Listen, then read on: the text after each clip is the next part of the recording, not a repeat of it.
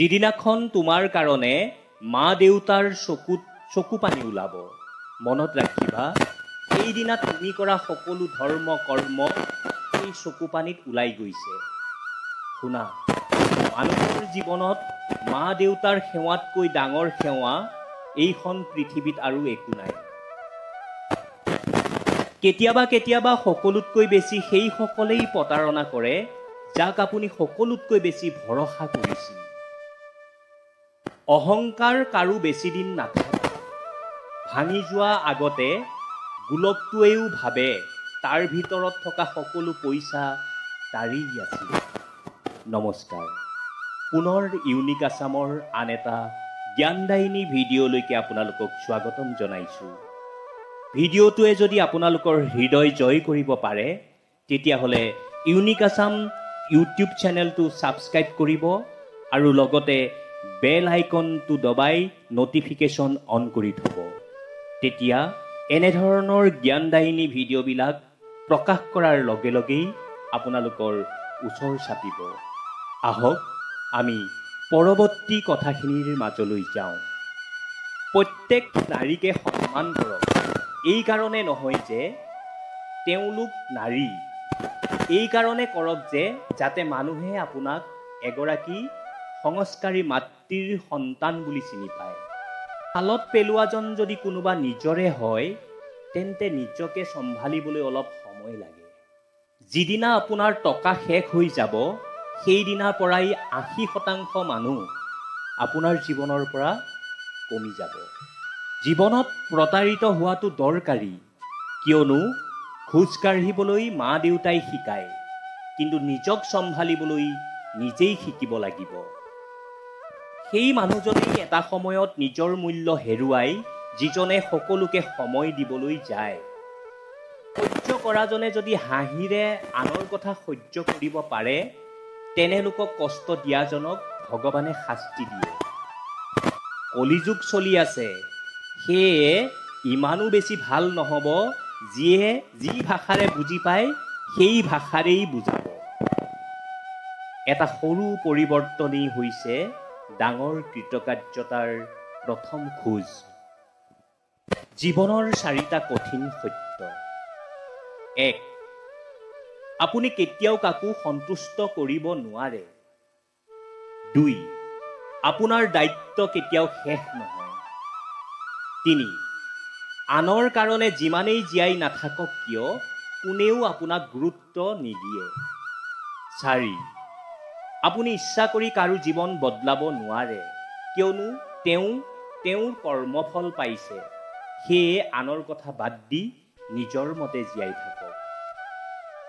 কোনোবা এজনে এটা সুন্দৰ কথা কৈছিল, মা দেউতাৰ চাকৰ হোৱা, ভগৱানে তোমাক পৃথিৱীৰ মালিক বনাই দিব।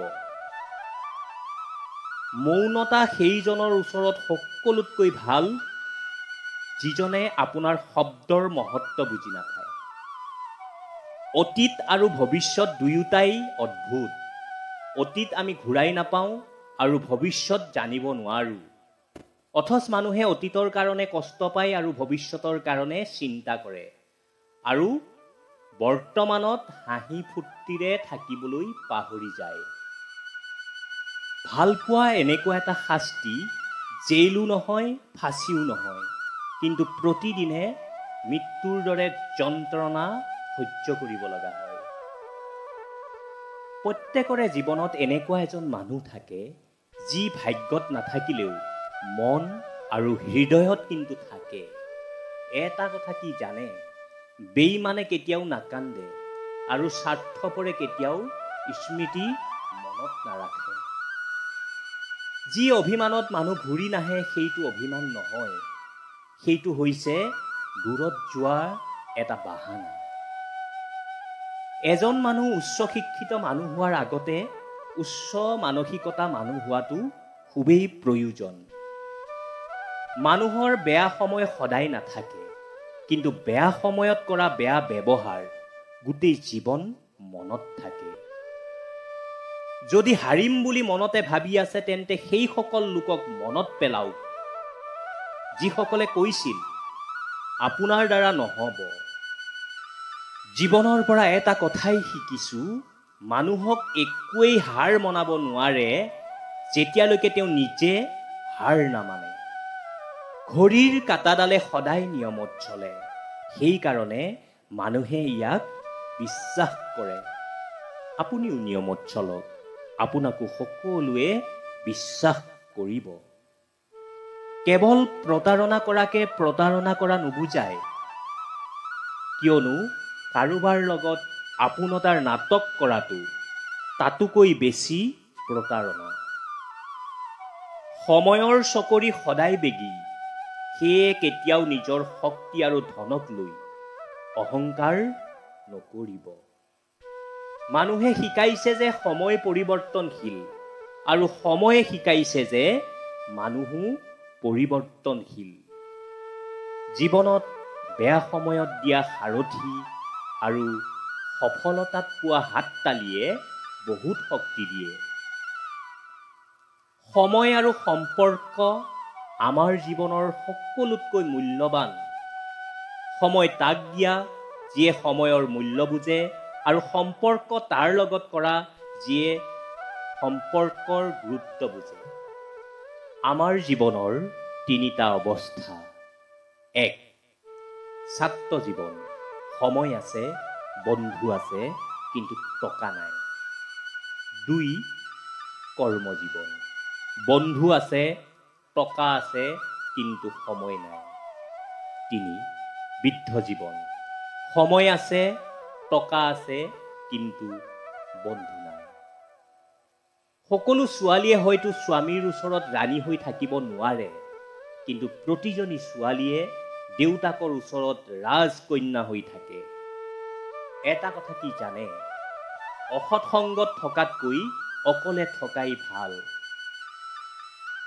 দলং আৰু দেৱাল একে উপাদানেৰে তৈয়াৰী, কিন্তু দলঙে মানুহক সংযুক্ত কৰে আৰু দেৱালে মানুহক ভাগ ভাগ কৰে। আপোনালোকে শুনি আছে ইউনিক আছাম।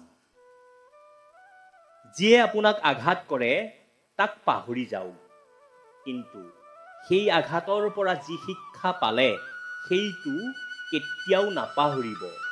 যদি আপুনি কাৰোবাৰ লগত আজীৱন বন্ধুত্ব বনাব বিচাৰে, তেন্তে নিজৰ মনৰ মাজত এটা কবৰ খন্দা ব্যৱস্থা কৰক, যাতে তাত তাৰ দুখবিলাক পুতি থব পাৰে। ভালপোৱা সৃষ্টি হয় ভাল লগাৰ পৰা, সপোন সৃষ্টি হয় কল্পনাৰ পৰা, অনুভৱ সৃষ্টি হয় অনুভূতিৰ পৰা, আৰু বন্ধুত্ব সৃষ্টি হয় মনৰ গভীৰতাৰ পৰা। জীৱনত যদি বহুত আঘাত পালে, তাৰ সকলোতকৈ ডাঙৰ প্ৰতিশোধ হ'ল যিয়ে আঘাত দিছে তাৰ ওচৰত কোনো দিন নহাটো। মা দেউতাৰ পৰা আমাৰ এই শৰীৰটো সৃষ্টি, সেয়ে সকলো কষ্ট সহ্য কৰি হ'লেও মা দেউতাক যত্ন লোৱা উচিত। এই পৃথিৱীত সকলো ধৰণৰ অপৰাধৰ বিচাৰ হয়, কেৱল মাত্ৰ মন ভঙা অপৰাধৰ বিচাৰ নহয়, কাৰণ ইমান ডাঙৰ বিচাৰ কৰাৰ ক্ষমতা মানুহৰ নাই। জীৱনত পত্নীক কেতিয়াও অৱহেলা নকৰিব, কিয়নো মনত ৰাখিব, আপোনাৰ জীৱনত হাঁহি বিৰিঙাবৰ বাবে নিজৰ মাক দেউতাক জন্মৰ ঘৰখন ত্যাগ কৰি আপোনাৰ ওচৰলৈ আহিছে।